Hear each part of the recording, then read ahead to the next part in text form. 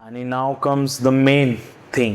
म्हणजे आता जेवढे काय आपण डिस्कस करतोय त्या प्रत्येक पॉईंटचा एक वेगळा सिरीज होऊ शकतो, which will cover up in the next tips of finance series मध्ये, किंवा क्रेडिट कार्ड ऑप्शन झाला, किंवा कसं सेव्ह करायचं, कुठे इन्व्हेस्ट करायचं, कुठले म्युच्युअल फंड चांगले, हे आपण नंतर डिस्कस करूच. बट आता ज्यासाठी आपण हा पॉडकास्ट करतोय that is power of compounding. Let's come upon what do really mean by compounding, how compounding works, how it will be help us, and it will be good if you tell us honest examples, म्हणजे live examples दिले तर it will help us. So what do we really mean by compounding? Exactly. आपण मगाशी एक बोललो माहितीये की lock असलं पाहिजे. हा, राईट.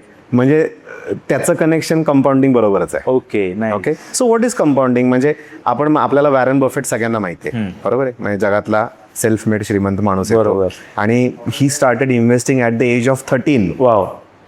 आणि तो म्हणतो मी 13 वर्ष लेट झालोय सुरुवात करायला. जन्मला करायला पाहिजे होतं का, असं त्याचं कॅल्क्युलेशन होतं. की मी त्याचा सांगण्याचा प्रत्यर्थ असा आहे, अर्थ असा होता की तो म्हटला की तुम्ही किती लवकर कराल तेवढा तुम्हाला गेन होणार आहे.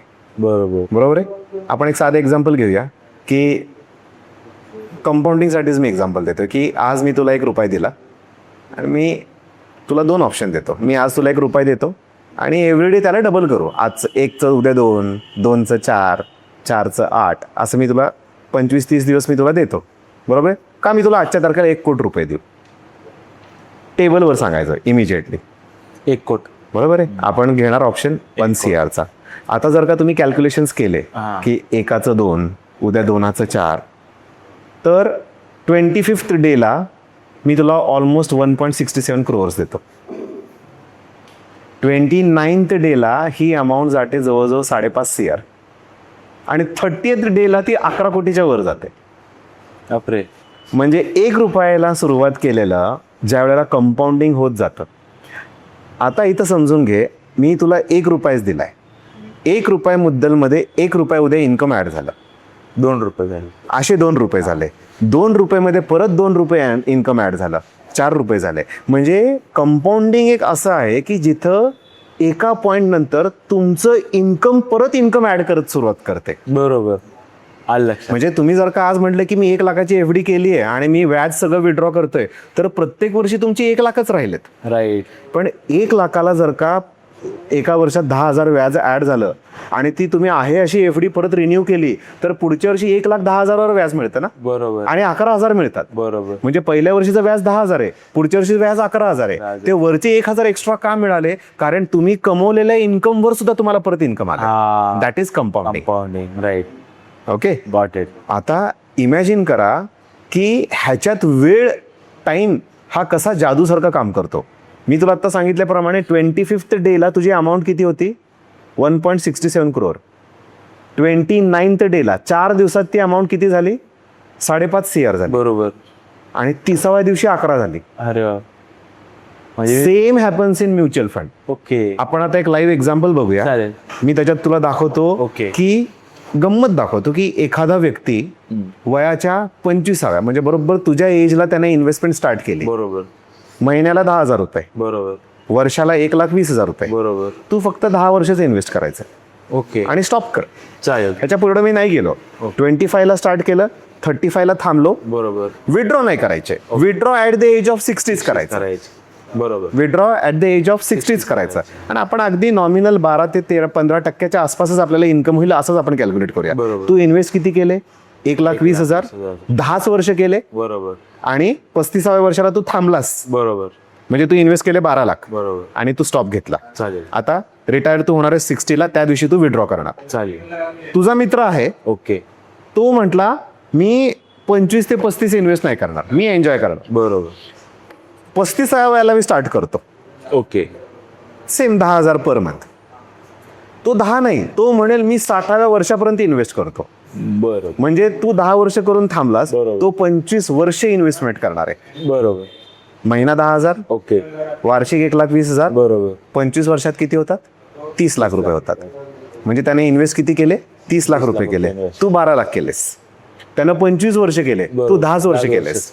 आता तुमच्या दोघांच्यात फरक एवढाच आहे की तू वयाच्या सुरुवातीला केलंस, त्यानं एका पॉईंट नंतर केलं. So if you see the chart, बरोबर आहे. मी तुला आता ए व्यक्ती आहे बरोबर. ज्याने इन्व्हेस्टमेंट वयाच्या 25व्या वर्षी चालू केली. चालेल. बरोबर आहे. म्हणजे 26व्या वयाच्या एंडला त्याच्याकडे एवढी अमाऊंट झाली. बरोबर. तो इन्व्हेस्ट करत करत गेला. त्यानं 10 वर्ष म्हणजे वयाच्या 35व्या वर्षापर्यंतच इन्व्हेस्ट केले. ओके. 1,20,000 प्रमाणे. बरोबर. 12% फक्त व्याजदर धरले आपण. बरोबर. तर तो आणि इथं तो थांबला. बरोबर. 60th एजला बरोबर. त्याचा फंड बॅलन्स किती आहे? 4 कोटी 4 कोटी. 95. हा. आता हा तुझा मित्र आहे. हो. त्यानं पहिले 10 वर्ष काहीच केलं नाही. केलं नाही. 35व्या वयाला स्टार्ट केलं. बरोबर. त्यानं 25 वर्ष 1,20,000 टाकले. 25 वर्ष ओके. आणि 60ला तो काढायला गेला. त्याची अमाऊंट किती आहे? 1 CR नाही. 1.77 CR. बरोबर. म्हणजे तुझ्या अर्धी सुद्धा नाहीये. अगदी डिफरन्स कळला? कळला. This is compounding effect. Okay. This is compounding effect. आता इथं एक आणखीन एक तुला गंमत दाखवायची. ओके. आता आपण तुझी केस घेऊया. हा. बरोबर आहे. बरोबर. तू 25व्या वर्षाला स्टार्ट केलं. हा. मी तुला 60ला काढायला सांगते. बरोबर. तुझ्या डोक्यात आलं की नाही मला 50लाच काढायचं. बरोबर. तर at the age of 50 Right. तुझा बॅलन्स किती आहे? 1,29 लाख. राईट. 1,29,00,000 आहे. बरोबर. पण तू अजून 10 वर्ष थांबलास. ओके. तर त्या 1 कोटीचे किती झाले? 4 कोटी. 4 कोटी झाले. म्हणजे 12 लाखाची 25 वर्षात 120 झाली. बरोबर. पण त्या 120चं पुढच्या 10 वर्षात 4 कोटी झाले. वाव. ओके. आणि तू जर का इथं गंमत पाहिली तर ह्या शेवटच्या वर्षात तुला वार्षिक उत्पन्न किती ऍड झालंय? 12% कॅल्क्युलेट केले आपण. तर तुला ऑलमोस्ट 42.95 43 लाख रुपये तुला ऍड झाले. मंथली किती झाले? दिस इज मंथली 3.5 लाख रुपये. बरोबर. रिटायर झाल्यावर पेन्शन सुद्धा 3.5 लाख रुपये पर मंथ आपल्याला मिळणार नाही. आणि हे तुला पॅसिव्ह इन्कम आहे. राईट. म्हणजे तू म्हणशील की आयुष्यभर मी काम करताना जे एन्जॉय नाही केलं ते मी रिटायरमेंटला करू शकतो. बरोबर आहे. बरोबर. मग लोक म्हणतात मी 60 नंतर काय एन्जॉय करणार आयुष्य? हो. 60 नंतर मिळून काय? माझं असं म्हणणं आहे की ही अमाऊंट तुमचं normal standard of living maintain करण्यासाठी आहे. बरोबर. आज तुम्ही 3.5 लाख फार मोठे धरून चालू नका. बरोबर. 25 वर्षानंतर 3.5 लाख रुपये हे आजच्या लाख रुपये प्रमाणेच असणार आहेत. बरोबर. तुम्ही नॉर्मल लिव्हिंगच जगू शकणार आहे. पण ह्या पॉईंटला तुम्ही पोहोचणं गरजेचं आहे. बरोबर. तर त्या वेळेला तुम्हाला नॉर्मल डॉक्टरांकडे जाऊन साधं मेडिसिन घ्यायला सुद्धा तुम्हाला नाकी नव्हे. बरोबर. कारण इन्कम अर्निंग नसणार आहे पण तुमच्याकडे सेव्हिंग्स नसणार आहे. बरोबर. लक्षात घ्या. सो आणि हा पॉईंट आपण असं कॅल्क्युलेट का करतोय? सी तुम्हाला मुलं असतील, तुमची मुलं कमवतील, तुम्हाला ते लक्ष ठेवतील. माझं असं म्हणणं आहे की why to depend? Yes. Right. I don't say that your kids will not take care of Exactly. you, or there won't be enough money with you at that time, or you might be doing some kind of business which is going to reap you funds any number of time. बरोबर. पण आपण भले businesses बघितलेत. बरोबर आहे की जे businesses कोटीत जाऊन एकदम झिरो झालेले आहेत. राईट. बरोबर आहे. बरोबर. सो सेल्फ इन्व्हेस्टमेंट ही सेल्फ सिक्युरिटीसाठी करणं गरजेचंच आहे नेहमी. आणि स्टार्ट अर्ली.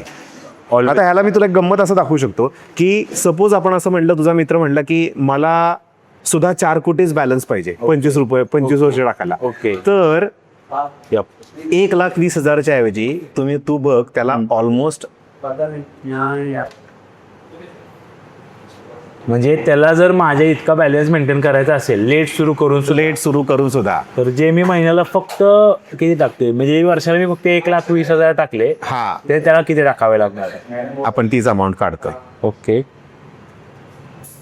हे बघ तुझी अमाऊंट 4 कोटी होती. बरोबर आहे. बरोबर. अंदाजे तू बघशील तर त्यांना 2,72,000. ओके.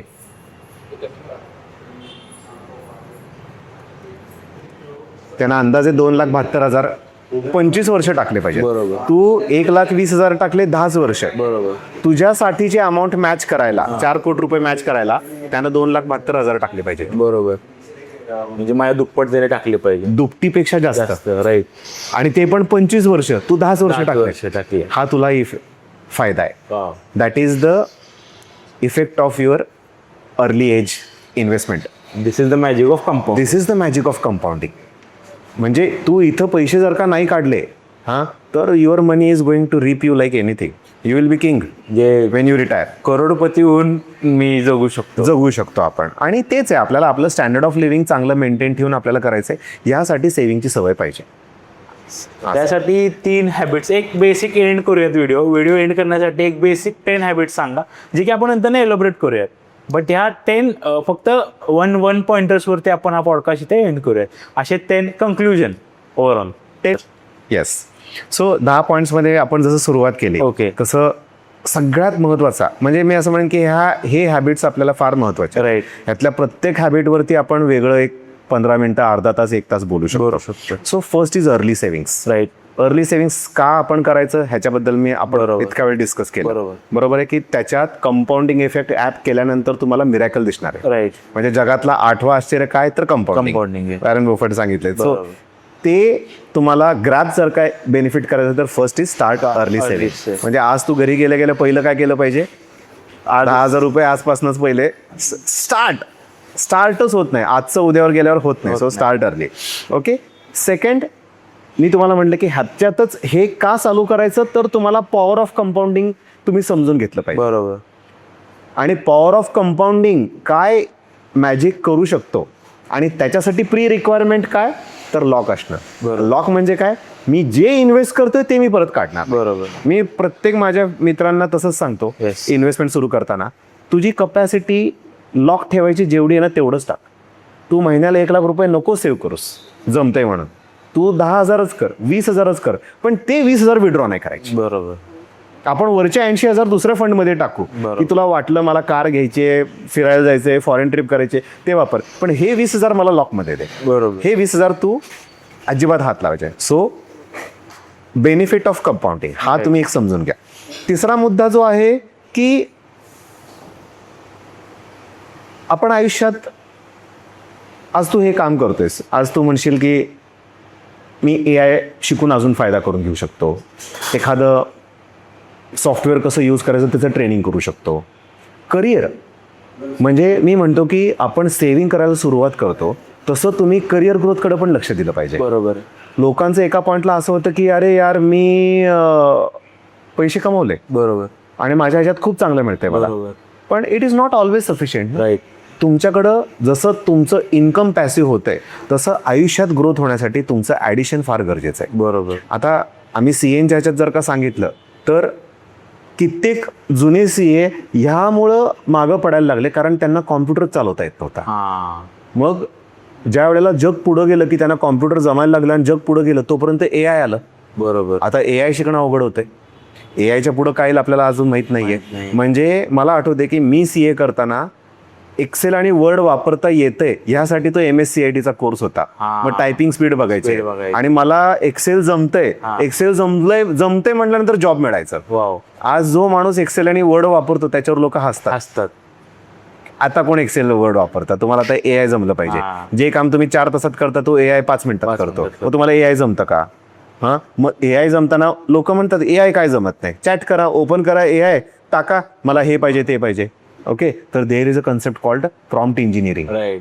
की काय प्रॉम्प्ट टाकायचं आहे हे पण शिकायला लागतं, त्याच्याप्रमाणे तुम्हाला आन्सर मिळणार आहे. बरोबर आहे. So that is learning. Are you learning? Yeah. So investing in your career is most important part. Right. म्हणजे ह्याबद्दल मी बोललो नव्हतो मगाशी की तुम्ही ज्यावेळेला तुमचे पैसे इन्व्हेस्ट करता, बाजूला काढता, त्यावेळेला एक फंड तुम्ही असा पण काढला पाहिजे की जो मी माझ्या लागणाऱ्या वस्तूंवर की जे माझे करिअर आणि माझ्या बिझनेसला ग्रोथला हेल्प करतील त्याला ॲड ऑन केलं पाहिजे. बरोबर. So that is most important part. त्याच्यानंतर लोन्स, जे तू एक मगाशी विचारलं होतंस की लोन काढावं का न काढावं. बरं, लोन कुठल्या टाईपचं काढावं, कुठल्या टाईपचं लोनला अजिबात हात लावू नये ह्याचं एक नॉलेज घ्या. तुम्ही 10 वेळा विचारा, लोन्स तुम्हाला मिळतील. किती फोन कॉल्स येतात, साहेब तुम्हाला अनसिक्युअर्ड लोन आहे, तुमच्या अकाउंटला ऑलरेडी प्री सँक्शन डे, घ्या क्रेडिट कार्ड घ्या. बरोबर आहे. मग हे घ्यायचं आणि वापरायचं का नाही, मग ते लोन यूज होणार का, EMIवर वस्तू घ्यायच्या का नाही, ते घेतल्या तर त्याचा उपयोग आहे का, ह्याचं एक अंडरस्टँडिंग आणि नॉलेज घ्या. बरोबर आहे. त्याच्यानंतर एक आयुष्यात हे पण शिका की ॲसेट आणि लायबिलिटीची ॲनालिसिस. लोकांना जे ॲसेट वाटतं ते ॲक्च्युली ॲसेट नसते. मी कार घेतली, मला 15 लाखाच्या कारमध्ये माझं भागलं असतं, पण मी 30 लाखाची कार घेतली. बरोबर. दिसताना ती ॲसेटच आहे, पण ती कार घेताना तुम्ही लायबिलिटी क्रिएट केली आहे. हा. कुठली लायबिलिटी क्रिएट केली, तुम्ही लोन्स घेतले. बरोबर. किंवा मी असं म्हणतो की अजून एक कन्सेप्ट त्याच्यात अशी आहे की अपॉर्च्युनिटी कॉस्ट. मी 15 लाखाची कार घेऊन जर का 15 लाख रुपये इन्व्हेस्ट केले असते तर 5 वर्षानंतर माझ्या इन्व्हेस्ट केलेल्या 15 लाखाचे 20-25 लाख झाले असते ना. बरोबर. बरोबर आहे का नाही. बरोबर. आणि ही कार 15 लाखाची 5 वर्षानंतर विकायला जा, तुला किती येणार, 5-7 लाख रुपयाच्या वर येणार नाही. 30 लाखाची गाडी विकायला गेल्यानंतर 10 लाखच येणार आहेत. बरोबर आहे. तो जो लॉस आहे अनवॉन्टेड आपण क्रिएट केला, बरोबर आहे.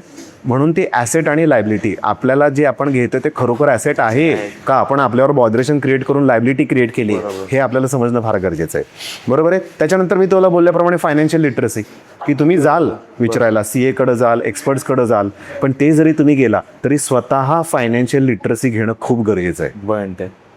माझ्याकडे काही क्लायंट्स आहेत, मी आता नावं घेऊन नाही सांगू शकणार, पण आम्ही ज्या वेळेला टॅक्सेशन फायनल करायला बसतो तर माझ्या डोक्यात सेक्शन्स असतात किंवा मला माहीत असतं की ह्याचं टॅक्स प्लॅनिंग कसं करायचं आहे, आणि मी जेव्हा त्याला एक्सप्लेन करतो तो मला रिवर्टमध्ये अजून 4 ॲडिशन सांगतो. सर आपण ह्या सेक्शन खाली असं केलं तर, ह्या सेक्शन खाली असं केलं तर. मला किती वेळा आश्चर्य वाटते, अरे how does he know that, I miss that. तो त्याच्यावरती त्यानं ऑलरेडी अभ्यास केलेला आहे. बरोबर. तो सायन्स साईडचा आहे, तो आर्ट साईडचा आहे, पण तो स्टडी करून आलाय. बरं, त्यानं फक्त गुगल केलं का? नाही, त्यानं प्रॉपर सेक्शन वाईज स्वतःच्या प्रॉब्लेमला, स्वतःच्या बिझनेसला, स्वतःच्या इश्यूजसाठी टेलर मेड स्टडी करून आलाय तो. बरोबर आहे. बरोबर आहे. बरोबर. आणि त्याच्यात नुकसान आहे का? तो काय इमिजिएटली अप्लाय करणार नाहीये ते, बरोबर, पण तू माझ्याबरोबर डिस्कशनला बसू शकतो. पॉईंट आहे. आणि डिस्कशन मधनं नेहमीच चांगले आउटपुट्स येतात. राईट. त्यामुळे स्वतः फायनान्शियल लिटरसी घ्या. कुठल्याही बाबतीत लिटरसी घेणं आणि त्याच्याबद्दल नॉलेज आपण ऍड करणं, ह्याच्यासारखा पॉझिटिव्ह आपल्या ह्याच्यात एक कॅरेक्टरचा पार्ट दुसरा काय असू शकत नाही. असं, so that is very important. बरोबर आहे. त्याच्यानंतर एक महत्वाचा मुद्दा आपण असं पण सांगतो की you should have different sources of income. आज तू हा बिझनेस करतो, आज मी CA आहे, माझी CA ची प्रॅक्टिस चालू आहे. विथ CA मला दुसरा सोर्स काय असू शकतो? मी शेअर्समध्ये इन्व्हेस्ट केलेत, बरोबर आहे, मला डिव्हिडंड येतोय, मला काही रॉयल्टी इन्कम येते, मला कुठनं अजून मी सपोज XYZ बिझनेसमध्ये पैसे इन्व्हेस्ट केले असेल तर तिथं मला प्रॉफिटचा पार्ट येईल. बरोबर. हां, बाकी म्युच्युअल फंड तर आहेच. Okay, but what can be other source for you?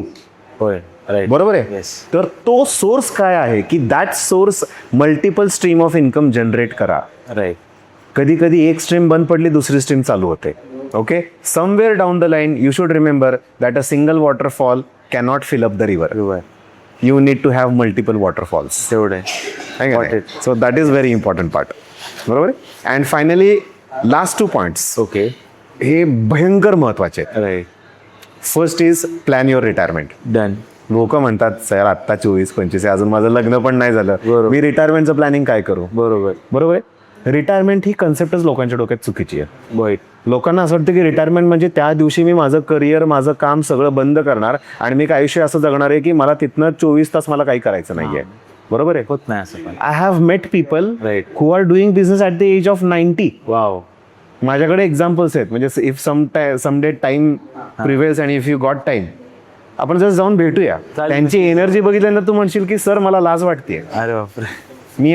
मला असं आज वाटायचं की मी 10-12 तास काम करतो. बरोबर. ही लोक झोपेत पण काम करतात. क्या बात. आणि ही काम करतात म्हणजे ही आउट ऑफ पॅशन करतात. बरोबर. तुम्हाला असं त्यांच्या डोक्यावरती प्रेशर, तणाव दिसणार नाही की किती कामाचं प्रेशर आहे. They are enjoying life. Right. Okay, म्हणजे काम हे ज्या वेळेला पॅशन होतं तेव्हा माणूस रिटायर होत नाही. तेवढे लक्षात घे. Yes sir. बरोबर आहे. म्हणून मला जॉब करणाऱ्या लोकांबद्दल नेहमी काय वाटतं की कित्येक माझे मित्र आहेत किंवा काही माझ्याकडे क्लायंट्स आहेत, सर माझी पुढच्या वर्षी रिटायरमेंट आहे.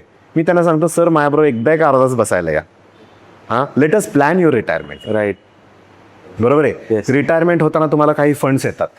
सर रिटायर होतोय कळलं की एक 5-25 टाईपचे एजंट्सची घरात रांग सुरू होते. सर इकडे इन्व्हेस्ट करा, सर तिकडे टाकून द्या. काही नाही कळलं की माणूस उठतो कुठेतरी XYZ ठिकाणी पैसे 5-10 वर्षासाठी लॉक करून येतो. It is so wrong. म्हणजे आयुष्यात रिटायरमेंटचं planning, not just funds but what to do after retirement or after a specific point of time in life, हा पार्ट एक प्लॅनिंगचा फार महत्वाचा आहे. आणि हा फायनान्सला निगडीतच आहे. ओके. म्हणून ह्याचं प्लॅनिंग फार महत्वाचं आहे. And last but not the list, आयुष्यात इन्व्हेस्टमेंट करताना आणि फायनान्शियल लिटरसी आली म्हणून कधीही ट्रेडिंग करायला जाऊ नका. मी इतकी लोक पाहिली की ते फ्युचर ऑप्शन्स करतात, ते शेअर ट्रेडिंग चालू केलं की मी आज खरेदी केलं, विक्री केलं, पैसे मिळत नाहीत का? 100% मिळतात. बरोबर. पण it is not your business. Right.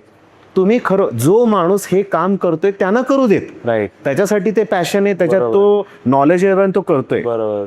एखादा कोर्स करून किंवा थोडंसं पार्शल नॉलेज घेऊन तुमचं आहे हे काम सोडून ज्यावेळेला तुम्ही हे करता, त्यावेळेला तुमच्या लक्षात येते की तुम्ही आयुष्यातला फार मोठा पार्ट तिथे इन्व्हेस्ट करता. पॉइंट आहे. आणि ही इन्व्हेस्टमेंट करणारी लोक 25 इयर्स नंतर जे त्यांच्याकडे आहे हेच तुम्ही हालचाल न करता टाकून फक्त बघत राहिला. म्युच्युअल फंडमध्ये, शेअर्समध्ये, रिअल इस्टेट मार्केटमध्ये तुम्ही पण त्या पॉईंटला तिथंच पोचता, रादर कधी कधी पुढं पोचता. क्या बात आहे. सो अननोईंगली किंवा नोईंगली माझं असं म्हणणं आहे की ज्यांना फार वेळ देता येत नाही आणि जे खरोखर मास्टर नाही आहेत त्यांनी ट्रेडिंगमध्ये जाऊ नका. आत्ता 10ला उचलला, उद्या 12 झाला विकून टाक, ओके, किंवा हा अजून पडणारे पटकन काढून टाक. म्युच्युअल फंड मार्केट पडले पटकन विड्रॉ करून टाका.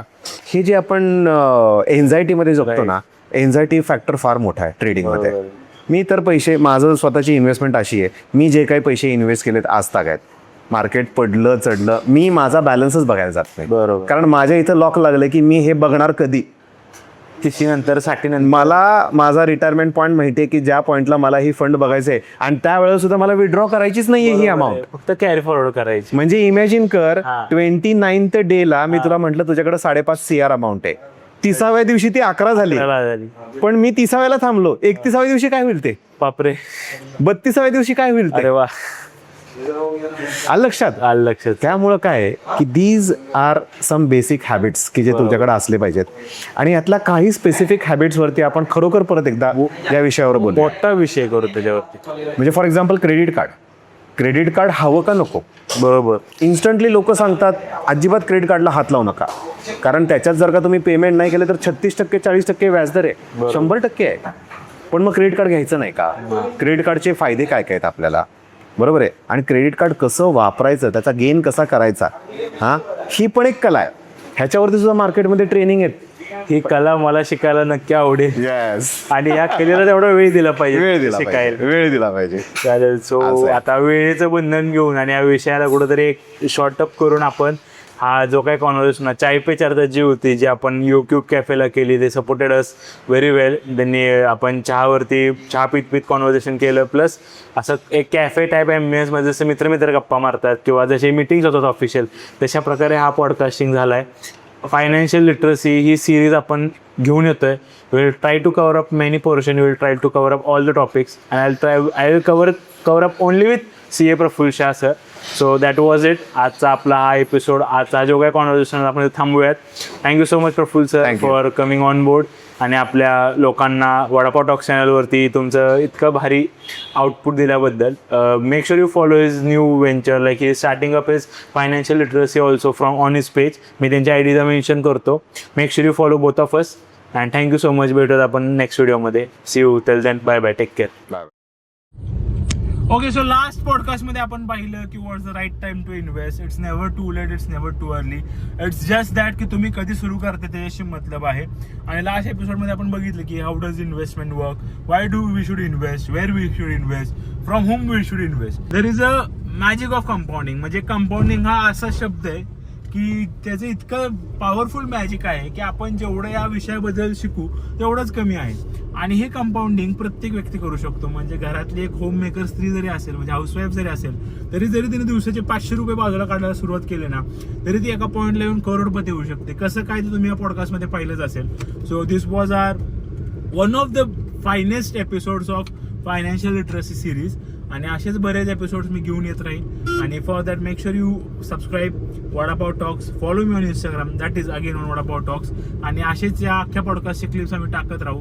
आणि असेच अजून एपिसोड्स हवे असतील तर please make sure you let us know. आणि हो, what exactly is vada pav talks. तर मी आहे वडापाव आणि माझी इन्स्टा ID वडापाव_7. आणि मी हा नवीन सेगमेंट सुरू केला विच इज ऑफ पॉडकास्टिंग.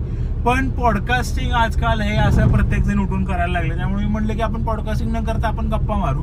आणि मग ते चहावरती असेल किंवा वडापाव खात असेल. सध्या मी डाएटवरती आहे, त्यामुळे मी जरा जंक फूड अवॉइडच करतोय. पण चाय पे चर्चा मी करू शकतो, त्यामुळे चायवर चर्चा असेल ही. आणि अशा बऱ्याच विषयांवर विषयाला मी घेऊन पॉडकास्ट म्हणण्यापेक्षा मी टॉक्स करत राहीन. सो वडापाव टॉक्स, वडापाव तुमचा आहे आणि तुमच्याच पडलेल्या प्रश्नांची उत्तरं शोधायला हा वडापाव टॉक करायला निघालाय. So that's all what it is vada pav talks. आणि मला सांगा तुम्हाला कसे प्रश्न पडतात, तुम्हाला कुठल्या तुमच्या प्रश्नाचं उत्तर हवं. मी ते नक्कीच योग्य माणसांकडनं त्या प्रश्नाची उत्तर देण्याचा प्रयत्न करीन जास्तीत जास्त. ठीक आहे, bye bye, good day, good night, see you.